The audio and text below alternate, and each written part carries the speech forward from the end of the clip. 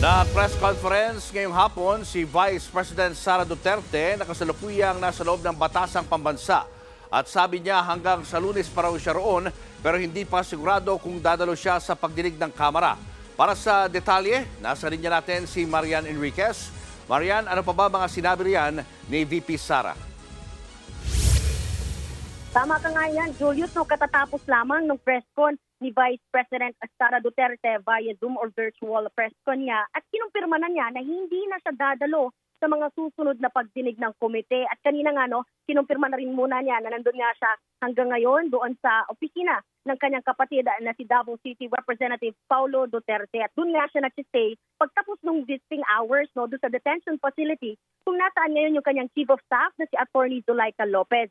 Sa Lunes, November 25, yung susunod na pagdinig ng House Committee on Good Government. At dito rin dapat manlist yung contempt order ni Lopez. Kinumpirma ni VP Sara na mananatili siya sa Kamara hanggat nakadetain ang kanyang Chief of Staff.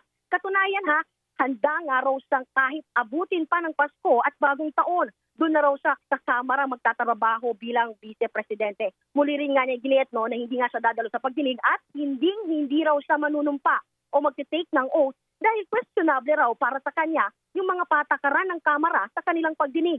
Samantala, pinagpaplanuhan na rin naman daw ng kanilang team na questionin ang ginagawang pagdinig ng Kamara sa Korte Suprema. Binatikos din niya si Speaker Martin Romualdez nang himukin siyang dumalo na sa pagdinig. Ito'y matapos niyang sabihin kasi ni VP Sara na nanaawa siya sa kanyang mga opisyal dahil nadadamay umano sa kanya. Lahat ng ito, Julius, nangyari nga ito, yung mga ito na dyan sa Kamara habang nasa Bicol Region at namigay nga ng ayuda ito ang liderato ng Kamara sa pangunguna ni House Speaker Martin Romualdez. Balik sa inyo. Maraming salamat, Marian Enriquez. Mga kapatid, Julius Babaw po. Iba na ang may alam at may pakialam sa panahon ngayon. Para sa frontline ng mga balita, mag-follow at mag-subscribe sa social media pages ng News 5.